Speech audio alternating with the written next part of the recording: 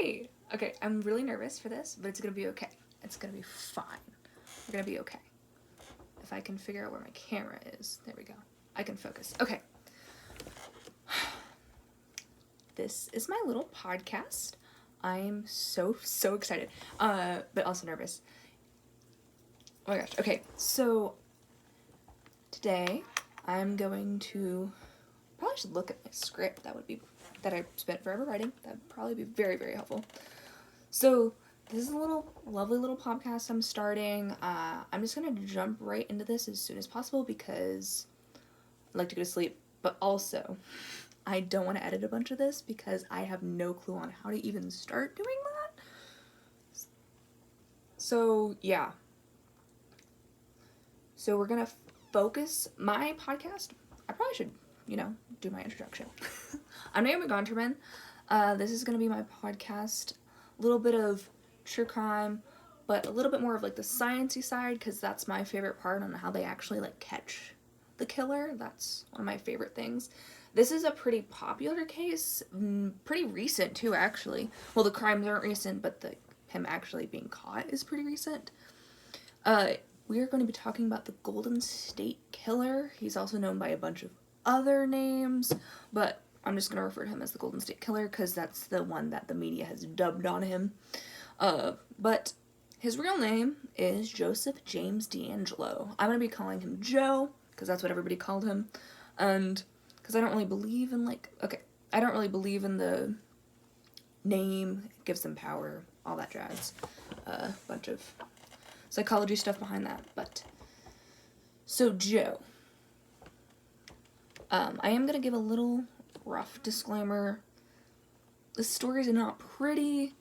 I will be discussing rape, murder, all the terrible stuff. There's also some animal abuse, sad to say. But this guy was not great. So just a little warning, disclaimer. It's gonna make it try as school as appropriate as possible, but the crimes aren't pretty, so the podcast isn't gonna be pretty. But So Joe has a really interesting thing where I'm gonna do like a brief explanation of what he did, and then I'm gonna get into more of like the genetic side. He has this really cool interesting genetic mutation that I'm gonna talk about later. That kind of could have been helped to catch him, but they didn't. So Joe was at the beginning a peeping Tom. He would just look into people's houses and really didn't do much besides be a total creep, which is not great, obviously, but he was not doing anything to harm anybody except for being a total creep. So it was not violent, but he slowly escalated into where he was actually started going into these people's houses and like looking around the house, watching people while they slept, all that kind of thing. Very creepy. And they said that this escalation was because of how he was being sexually aroused by this. So he started to escalate from just looking in to being in the houses. And even soon this wasn't enough for him, and he started taking advantage of the women in these houses that he was looking into. Where he would rape them over and over and over again and sexually torture them and do all these terrible things and even threaten that he was going to kill their kids because that was how he got control over these women. He was controlling them either by saying that he was going to kill them or he was going to kill their kids. Crazy man. I can't imagine being in that position. Well, honestly, either position, being the person that's being anyway. Oh, terrible. But they had a ground zero for when all of the rape started. So there was at first all the he was the cat burglar. And then he escalated. So he was starting to do rapes, and they found a ground zero for when this started with this woman named Phyllis. She was raped by Joe when he snuck into her house one night, and after he was done and done with her, he ransacked their whole house and then left Phyllis all tied up. And she literally had to take a gamble because she didn't know if he was gone or not. So she had to, like, untie herself and go dial 911.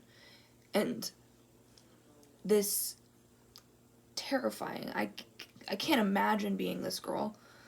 She had to dial 911, and then she was taken, and they were luckily able to collect semen from her rape kit test. Sorry, words are hard. Rape kit test, and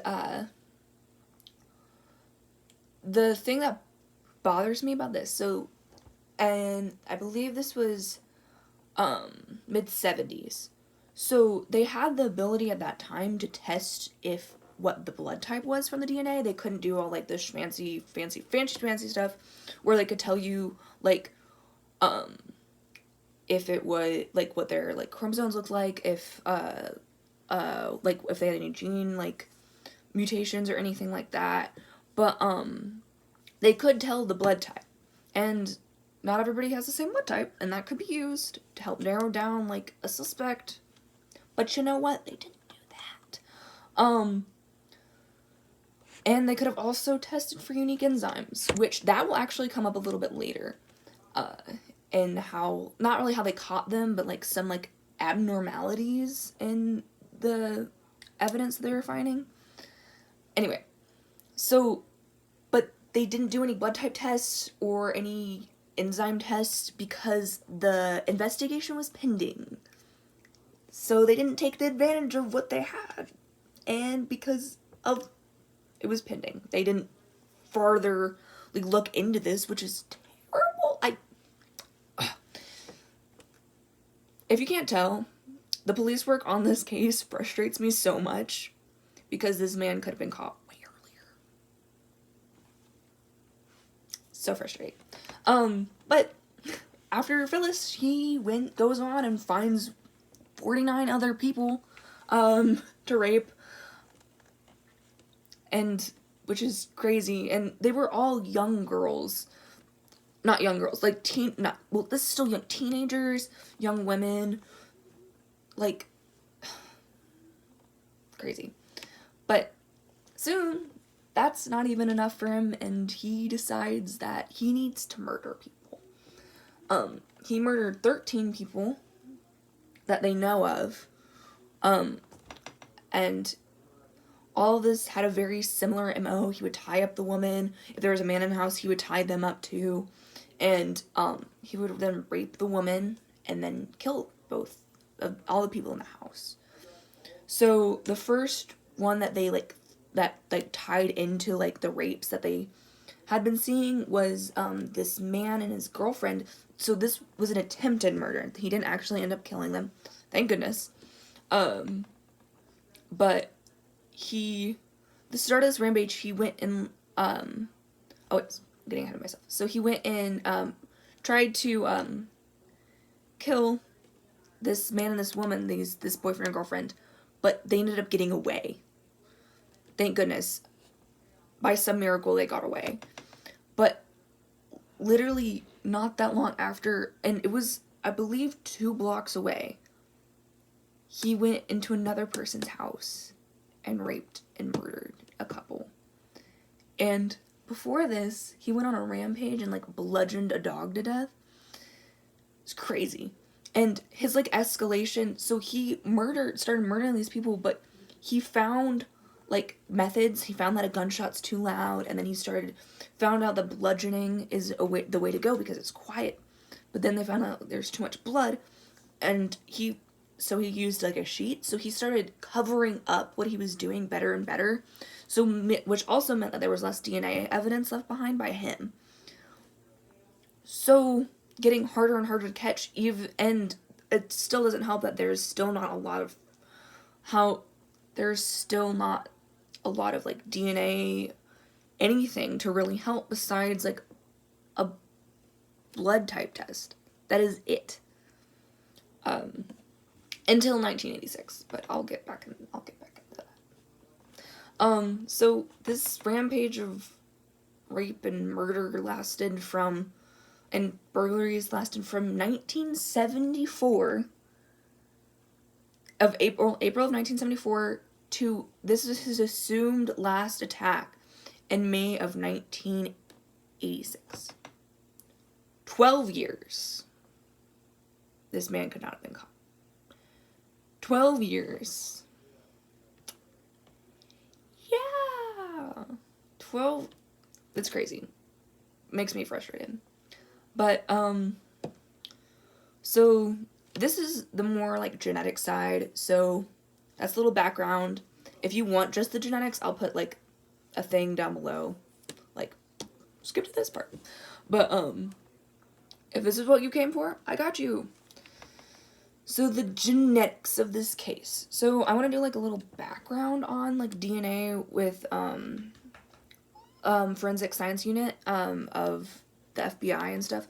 So they had fingerprinting. And that was about it for a really long time.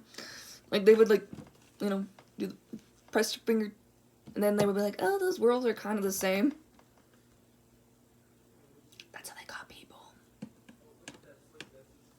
Not great. Anyway. So, this isn't funny. I'm not laughing because of that. It's just, like, there's better... It's fine. So, DNA wasn't used to solve a case until 1986, which coincidentally is the year that Joe stopped killing. So there's all these cold cases just sitting. They have DNA evidence because this man was just raping everybody. And they were not like, oh, maybe we should check this out. Maybe cross them. Because the police didn't think that the rapes and the murders were correlated. But they weren't like, let's go check the DNA. No. Love police work. Respect police. But but that majority before 1986, it was really technically 1983 that they started implementing this, but 1986 was the first time that it was used in a documented court case to convict this man who was named Colin Pitchfork, and he murdered 2 young girls. And that was the first time that they used that to convict a person of murder with DNA. And then there was not, so that was about it for a little bit. And then 10 years later, they was the first time that they used mitochondrial DNA. So 1996, to help in a court of law, it was Tennessee versus Ware. Not really sure how to pronounce that last name. So that was another murder case, and that it was used to convict them. So yeah, they had all this DNA analysis that was available to them now, and they're still not using it to try and help with these cold cases in California. Yeah. But he was, literally as soon as DNA analysis was available, Golden State Killer out of the spotlight.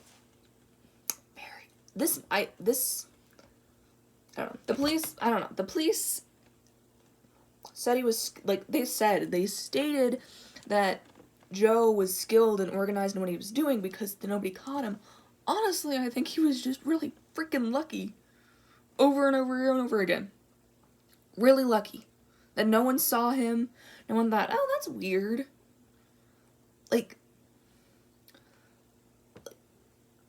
This man was weird. And nobody was like, hey, you know what? Maybe he's the killer. I don't know. Continuing on. there was when they got some of the semen, it was not, he had a genetic anomaly, which I find interesting. Only 20% of people have this, and it's nothing to do with how he committed the crime or like why he did it. But it was in evidence that they recovered at the scene, and it matched other crime scenes, and only 20% people have this. I'll explain it. I'm gonna explain, I promise. So I gotta make sure I get this right because fancy words.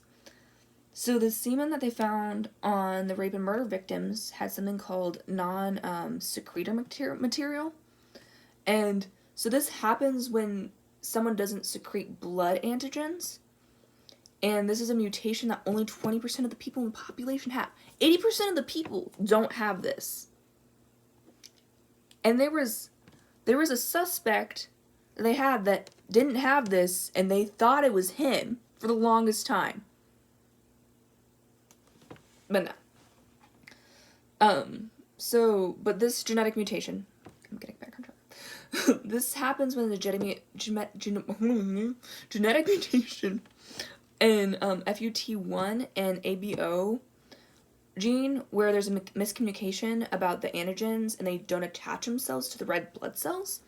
But then in the FUT2 gene comes into play, and then it makes it so it's a soluble antigen, so they can float around on their own. So like there's like the semen, and there's like a different like material that they're technically supposed to be together, but because of this gene, it like separates them. So again, nothing to do with the case really, but like just something super random that they could have used. And like this is like a physical thing that you can see, because someone was like, I don't know what that is. And the I think it was like the coroner, I believe it was the coroner, was like, oh, this is what it is. And so yeah, he had that weird genetic, which is like funny because like I was like, oh, that's interesting, super weird. But like no one like thought to think about that when they were looking for suspects. And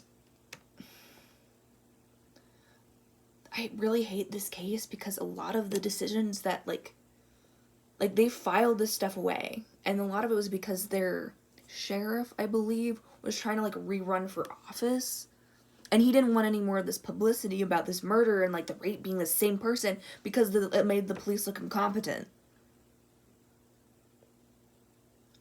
which they kind of were, but political reasons. Love it so much.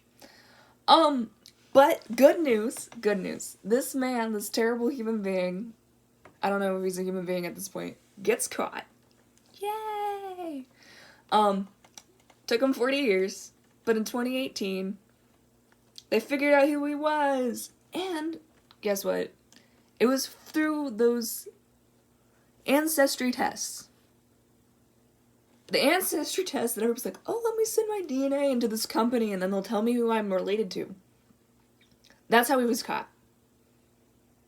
This man evaded police for 40 years, and one of his like fellow people in his like bloodline was like, I'm gonna submit this test, and that's how he got caught. Yeah. So he was found out. Okay, but there's like a lot of things with that. So the thing is that police kind of had to go through like some little, like not really illegal channels, but like not the most direct route because of legal reasons.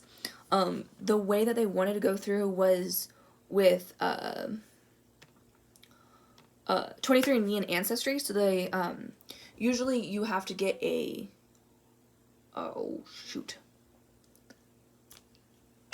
notes. You have to get a court order. That is what it's called. A court order to be able to access